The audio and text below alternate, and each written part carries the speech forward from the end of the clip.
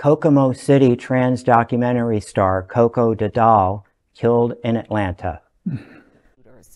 Right now, Atlanta police say they are also investigating 3 shootings involving transgender women. They've all happened this year. Police say an unknown woman was shot on Highland Avenue on January 9th after an argument. Then on April 11th, Ashley Burton was shot and killed at an apartment complex on Fairburn Road. And on Tuesday, Koko was gunned down on Martin Luther King Jr. Drive Southwest. So Atlanta police sent us this statement saying officers are committed to identifying everyone involved in these incidents. The department also said its LGBTQ plus liaison is aware and closely monitoring these investigations. Koko, whose non-performance name was Rashida Williams, starred in the Sundance Film Festival documentary Kokomo City, along with Daniela Carter, Leah Mitchell, and Dominique Silva. Was found dead in Atlanta on Tuesday. She was 35. Atlanta police found Koko with a gunshot wound around 11 p.m. at a shopping center. Authorities announced her dead at the scene. While police haven't identified Koko as the victim of the fatal shooting, several cast members of Kokomo City and Smith have taken to social media to confirm it was Koko. Besides the film, Koko was also a rapper. Kokomo City won the NEXT Audience and Innovator awards at Sundance. The film was acquired by Magnolia Pictures and will hit theaters later this year, and also makes its South Florida debut tomorrow, April 25th, at the OUTshine LGBTQ Film Festival. LGBTQ media advocacy group GLAAD wrote on its website, quote, "Williams should be alive today. All transgender people deserve to live in safety and acceptance, be beloved by their families, communities, and able to contribute to a world where all are free," end quote. A GoFundMe to help Koko's family with funeral costs has raised more than $13,000 at the time of publication. Koko is the 3rd transgender woman to be a victim of violent crimes in Atlanta this year. Another trans woman, Ashley Burton, was killed earlier this month. You know, I couldn't help but think, because there was a little discussion while the video was going on. I've heard the analogy of a tennis ball machine, and the tennis balls just keep lobbing at us all as a group. You know, they come for the gays, they come for the drag queens, they come for the trans people. And here we are trying to dodge it all. And what other choice do we have?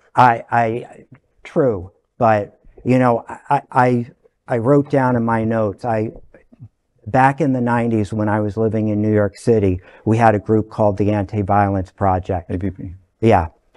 I still have the whistle they issued me. It was one of those old-fashioned police whistles, and it's like, do we need to go back to that, where it's like... Yes.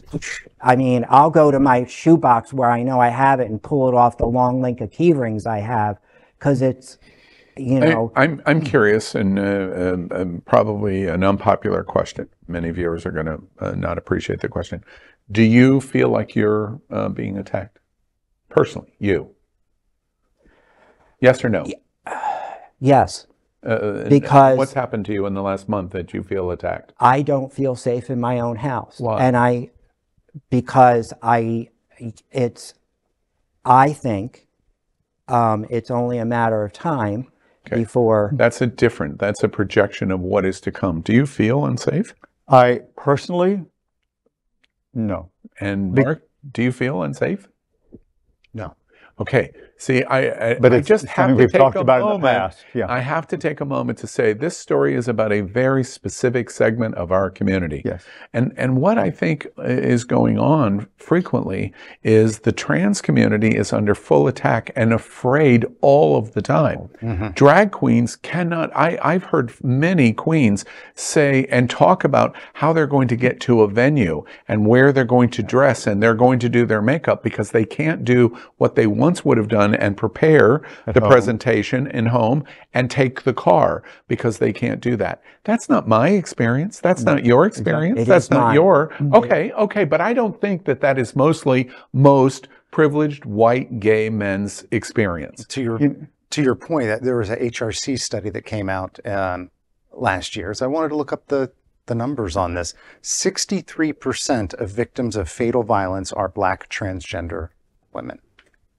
And I think the point of this story is that there are portions of our community that are in full danger.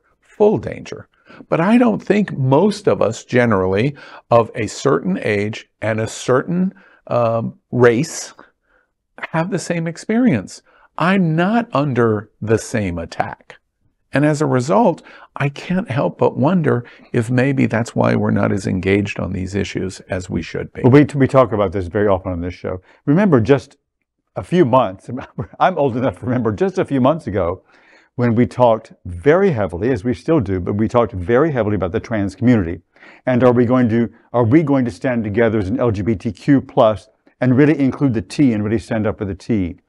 I did not see the whole drag thing coming. I really didn't see that coming. It started with Our House, if you remember, of course. That's why the first thing. And then it was like, oh, wow, I did not see that coming. Yeah. And so now, maybe there's not the same level of, but it is, as you say, it's very close. Because if a queen can't get ready at home and even put on her face and get in the car and go, then that's true danger. Yeah. So now, the true heroes, sheroes, if you will, of our community are the ones most at risk and most in danger. And it still comes back to, are we going to stand up and stand true and stand together? I think and that's we must. the pinnacle We must. question of We must. 2023. Are we going to or not? You know, and we have to move on. But it's interesting to me, to the point that you just made, is literally, we talk Stonewall. Literally, the activism in 1969 was trans women of color and trans women and drag queens. Hello. Yes. They dragged us along with Literally. them. Literally. And now they're crying in need for us. Unfortunately, there is a school of thought that would like to erase that, because I've heard it personally. Yeah. It's wrong. I get it. But there is a school of thought that would like to pretend that didn't happen, or it didn't happen the way history wrote it. LGBTQ plus news is vital for our community and for the broader world as a whole. We have enough enemies at Fox News. Tucker, Sean, and Laura are loud.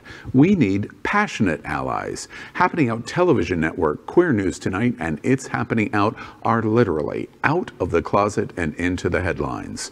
Our community needs your support. Like this broadcast and subscribe now to ensure the growth of the entire LGBTQ plus community.